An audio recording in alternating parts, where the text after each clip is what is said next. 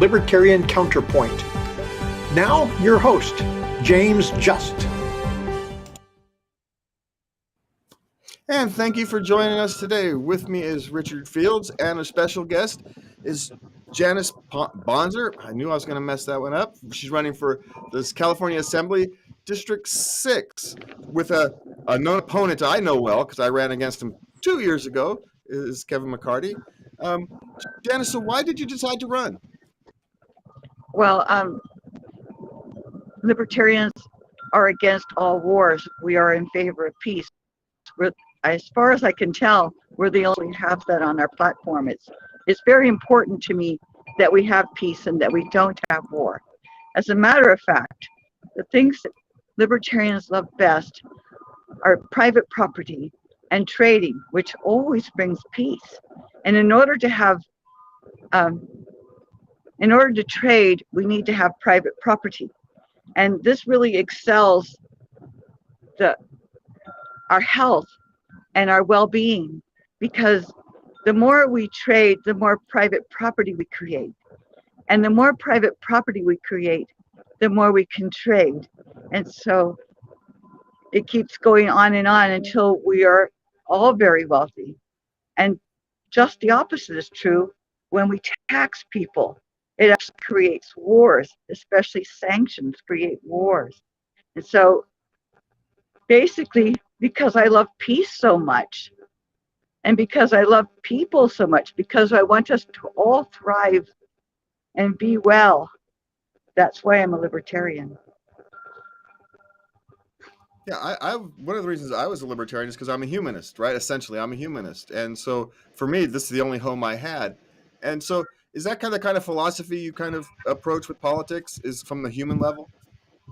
Yeah, that's the only way I can do it. I can't do it from a political level. I see people speaking about what other laws, and I think oftentimes it's the market that solves problems and not actually the laws. And sometimes the market does make problems, like in the Amazon rainforest, where it's really good to grow cattle, and where they're burning down the rainforest. And then people are made a legal complaint saying that they couldn't burn down the rainforest anymore, and then they won. However, they continue to burn down the rainforest, except for two new things that have just happened. One is that the satellites, it's not exactly new, that can monitor who burns. And the other is that that people care about what other people think, and so there's the pressure worldwide to not burn down the Amazon forest. But the most important thing, I think I said two things, but three things, is that there's this one company that has discovered how to revitalize the burnt down acreage and continue to use it at a bigger profit than to burn new rainforests. And so that's what's stopping the burning. It's the market. So I believe in the market. I believe in trading. I believe in goodwill towards men, and that we really do, because we need each other. You're running for assembly in California, the California. Yeah, Assembly, I know. I wouldn't have anything to do with the Amazon. What are the? I know that marijuana and industrial hemp and so forth have been a driving force for you for as long as I've known you, many years. Is that still the case? Are you still working on those issues? And what needs to be done in California to make that a better thing? As you know, President Obama, when he was president, signed the Hemp Farmers Act bill, which sounds so good. I was so happy, but it's riddled with regulations and license fees and taxes so much that hemp farmers are not wanting to grow it. It's not the billion-dollar crop as Popular Mechanics described it when a machine was just invented. A machine had just been invented in 1937, and it harvested hemp. And Popular Mechanics and mechanical engineering both talked about what a great crop that is, and that it's worth mechanical engineering called it the most profitable crop that can be grown, and popular mechanics called hemp the new billion-dollar crop, all because a machine had been invented. However, then came the Marijuana Tax Act, and also because it's a machine and the farmers were poor, and then we had all these regulations against it, and so we didn't have the billion-dollar crop, and we still don't, because of all the regulations and all the taxes and all the license fees. Ruins everything.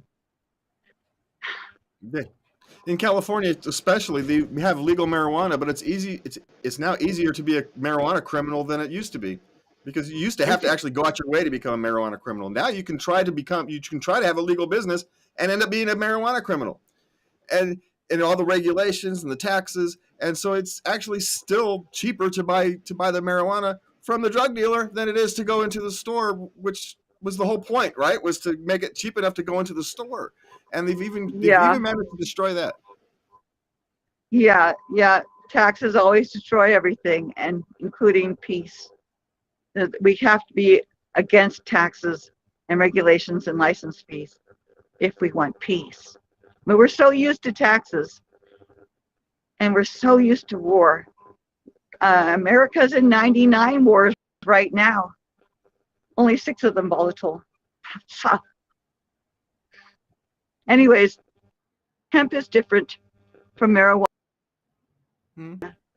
And we used to name our state New York, Hempstead, Pennsylvania, Hempstead, Arkansas, and there's even a Hempstead here in Sacramento, Hempstead Drive. Right on Morse Avenue, Morrison, Hempstead. And the thing is, it used to be the standard, and that's all messed up. Nobody recognizes hemp anymore.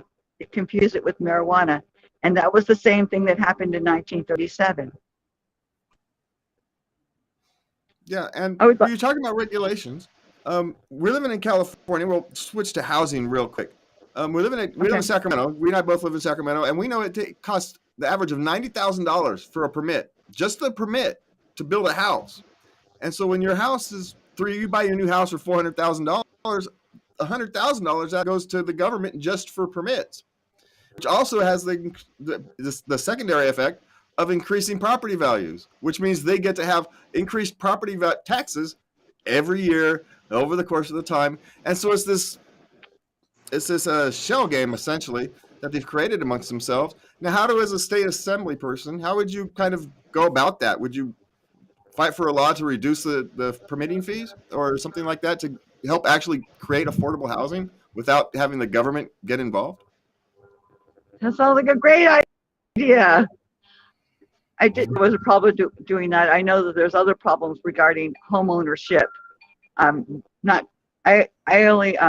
So I don't really have a solution, but that solution sounds pretty good. What I do know is that there is code enforcement that was voted unanimously. I know whoever controls us, they invented a code enforcement personnel who comes to your home and will count your home as a rental housing unit. And then if you have a friend there who takes out the garbage once in a while, and then they call that consideration. It's a way that people lose their homes. It's because the code man can say anything he wants, and it counts as truth until you can appeal it, and you can also make it so the appeal is too late. And so I've seen houses on the news that look like are very nice, but they're sold from the owners under protest because the code man has been there. I think that we're fighting the government from every angle. I think that they're trying to take our homes in any way they can and make us just rent because it's more profitable for them that way. And yeah. As far as I'm sorry. No, it's okay. No, go ahead. Please. As far as the problem about getting a permit, we used to never get permits for anything. We could have build our own home, own a gun. Oh, that reminds me.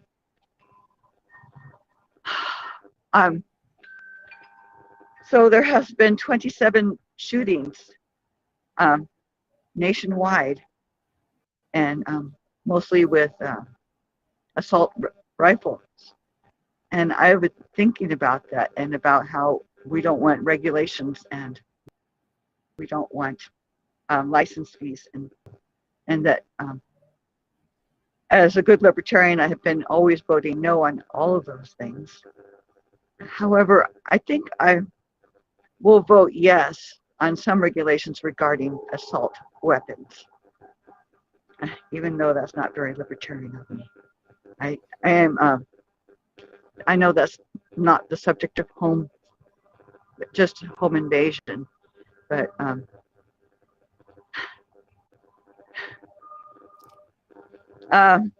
so I just wanted to put that out there.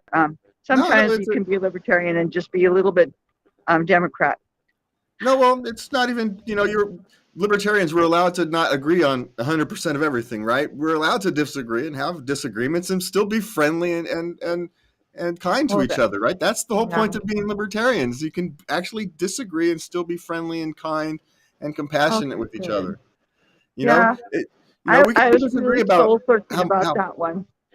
Yeah, well, we can disagree about how many regulations we already have and how many more would actually might do anything, or if it's mental health issues, or maybe it's the schooling issue. It's a very complex issue, and so we're not going to solve it here today. So that's not something that's in our purview. But letting people know that you have, especially in your district is actually quite supportive of more gun regulations. So you're not actually out of step with the people of your district. I know the people of your district. I asked to support them. That was a disagreement we had. So you're actually in agreement with your people of your district, and there's nothing wrong with that as a libertarian, as any politician, right? Your job is to help your people be heard. And so there's nothing wrong with expressing. I didn't know that. I just felt in my heart that's the way I want to vote. Well, and that's the best way to do it. For this, as far as housing goes, I am very concerned about the homeless people, and I would like to help them too. I have a plan. Sounds kind of crazy, but it would only be private industry helping the homeless people, and we'd making money of it doing it. So. Yeah, well, there's a lot of people making money in the homeless industrial complex I call it now. I call it the homeless industrial complex. There's a lot of people.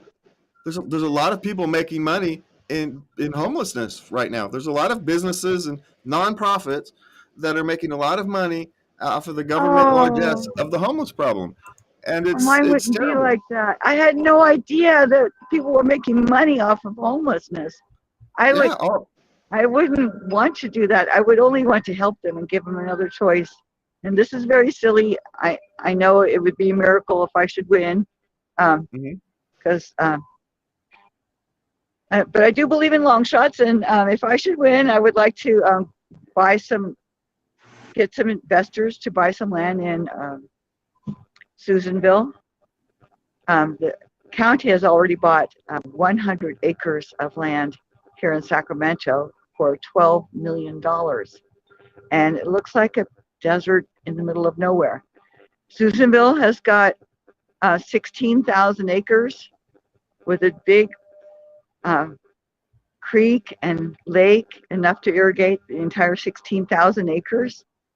And I would like to make that a good place for people to live and perhaps even own land there.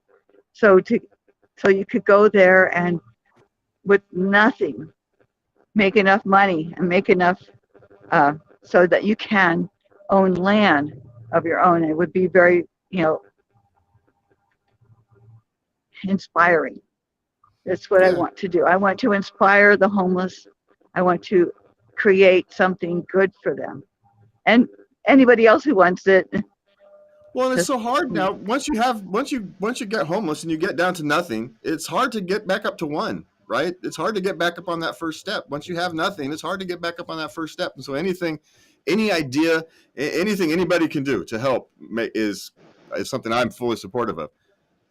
Yeah, So that's what I would like to do, to create and inspire and help the homeless that way.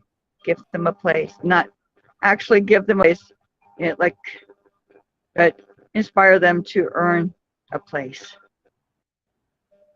I think it's different. and I think actually the war on drugs helps, makes the homelessness too, because then you can't have a job because you're working fine and they find out that you smoke some pot, and so they're firing you. That's wrong. We should yeah, be well, judged by what we do, not by what we ingest. well, and a lot of these problems is people fall into the drug addiction because they end up being homeless. People, no one grows up wanting to be a drug addict, right? They become harmed in some form or fashion, whether it's trauma or or physical harm, and they are using drugs to medicate themselves. It's if you think of it that way, then it's actually quite sad because it's very human. And how many of us wouldn't do that if we felt desperate enough? We couldn't get there if we were desperate enough. It's a very sad thing. If you're Yes, desperate and disconnected from your family, and we need to be connected. In order to solve that problem, we need to give them more support and take better care of them and each other. Because if you disconnect them, like put them in prison and tell them they're a bad person, it makes the problem worse. yeah. Richard, do you have anything you want to? Well, you went away for a little bit. Were you back here for us? Yeah, I'm back. No. I'm curious, Janice, be the first, let's say, one or two bills that you would introduce into the assembly once elected. You're the new assemblyman for the 6th district. What bill would you introduce right away? I still didn't hear you, but I'm running for California Assembly 6th District. Is all I heard. Yeah. What would be your first bill? What would be your first bill or two? I'd like to get conflicting regulations out of the way of biodigesters. In 2016, they made the, I forgot what it's called, but it's supposed to help the planet. And really what it does is make it difficult to make biodigesters because it's against federal air regulations. I think that, I don't really know how to make a bill, but I would try to make it that bill so it's not conflicting. Oh, so you biodigesters, is that like what's the word I'm looking for? Is that like what's the word I'm looking for? Is that a biodigester is a simple machine that you put your green waste and cow manure in there and any kind of other manure, and it creates 4 important products: water, sterilized organic fertilizer, energy, and cellulose. And cellulose is a very versatile product. It's something that all plants make. And if you know George Washington Carver, he invented 250 or 350 uses for the peanut. And so cellulose is a very versatile product that you would get from your green waste and in the biodigester. And the biodigester sterilizes the cellulose for use as more than 25,000 products from dynamite to cellophane. And cellophane is the plastic that we used to use that is non-toxic and biodegradable. And most people don't know about cello sponges, which is short for cellulose, which is costs the same. It says cello, C-E-L-L-O, and it's made from plants, and it never gets stinky. It's much better than the petroleum sponges that we use now. And all products from cellulose are non-toxic and biodegradable. They sell cellulose garbage bags and cellulose plates and cups and things. And that's just one of the products that a biodigester makes. The other 3 is sterilized organic fertilizer, which is you know, when you grow your garden and you use organic fertilizer, how everything tastes really good. Well, sterilized organic fertilizer also has no E. coli poisoning, no salmonella weed seeds, and is completely sterile and clean. And it is better to grow your plants with, and your plants taste better and are bigger when you use sterilized organic fertilizer.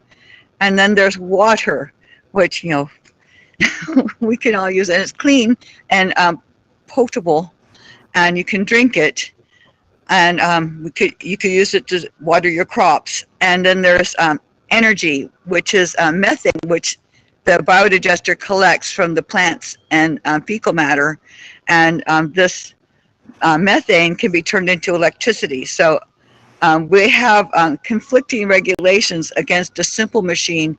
The technology is 300 years old, and they never taught us about biodigesters in school. It helped us get rid of our sewage, help us with our water bill, help us with our energy bill, and they never taught us about that in school. So yeah, I would get conflicting regulations out of the way of biodigesters. We're starting to use them now, and just we're starting to use it now, but people don't really know about it too much. No, sometimes we forget about the old classic ways of doing things. Do you have anything else, Richard?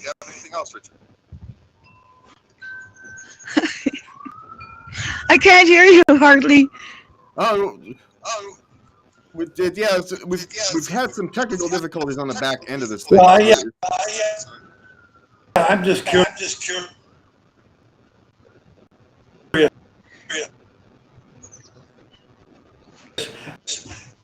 See, this is what happens when Richard's in Belize. He's sitting there, he's on an island in Belize, in the tropical, gorgeous area, and we don't get to hear him.